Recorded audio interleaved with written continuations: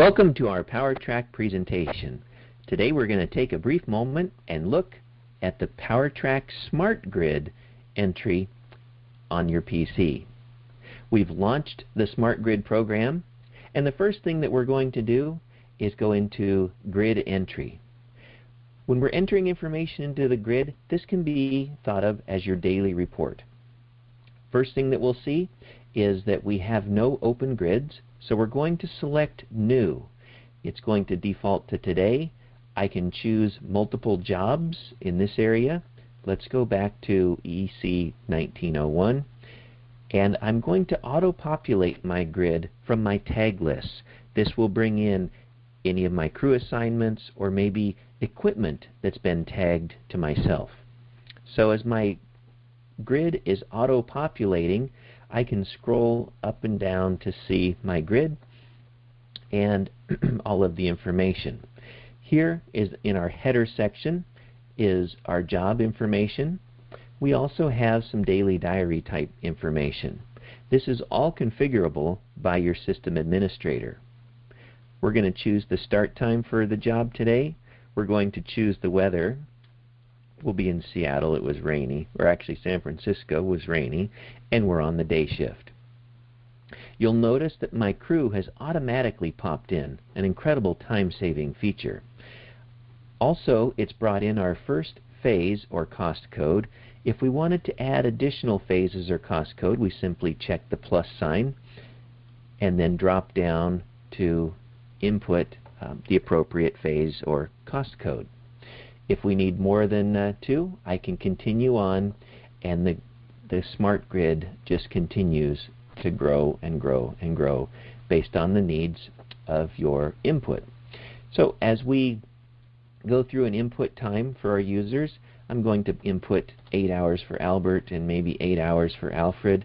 But when I get down to Charlie, we'll see that he worked for 4 hours on the rough-in and 4 hours on the feeders and switches, and you'll notice that we're capturing both vertical totals as well as horizontal totals. And here I notice there's an 11 hours, so let me go and fix that.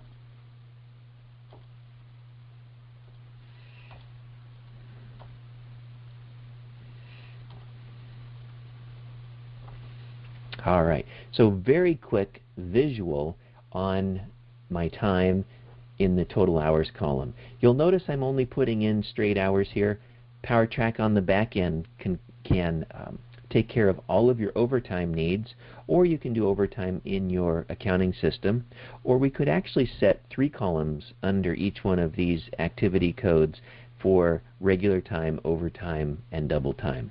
But for purposes of the demonstration, we're just putting in the hours worked. Let's scroll down and see what else we have set up. Many of you may be capturing equipment usage. We can optionally turn sections of the grid on or off. Here we've brought in the equipment grid section where we're going to be capturing equipment usage, and also we can put in who operated that piece of equipment.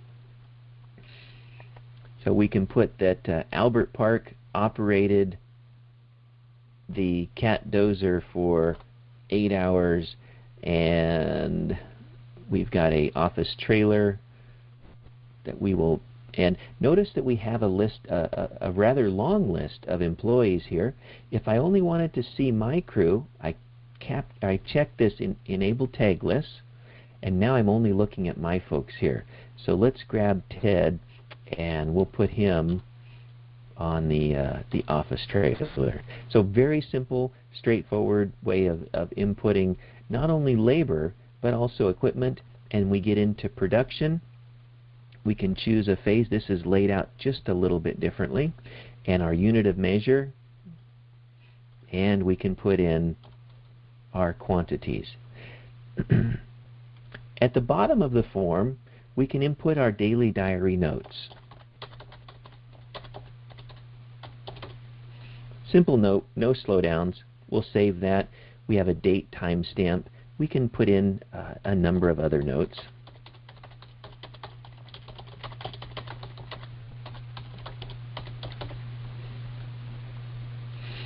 And just keep entering notes throughout the day. Let's scroll back up. Maybe we have a special note to input just for Albert Park today, so we can tap this button and put in a note.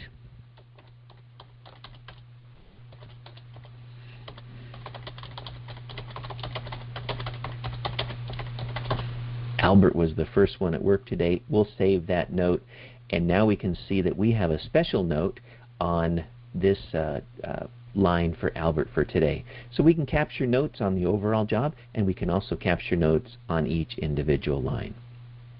When we're ready to submit the timesheet, we tap the Submit button, and it tells us that we have some boxes that have not yet been filled out. It's just a warning, and we'll go on anyway, and then we'll submit this timesheet.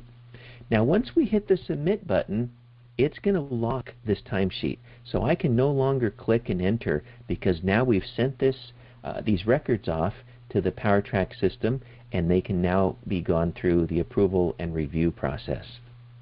So thank you for taking a few moments and reviewing the PowerTrack SmartGrid option. Have a nice day.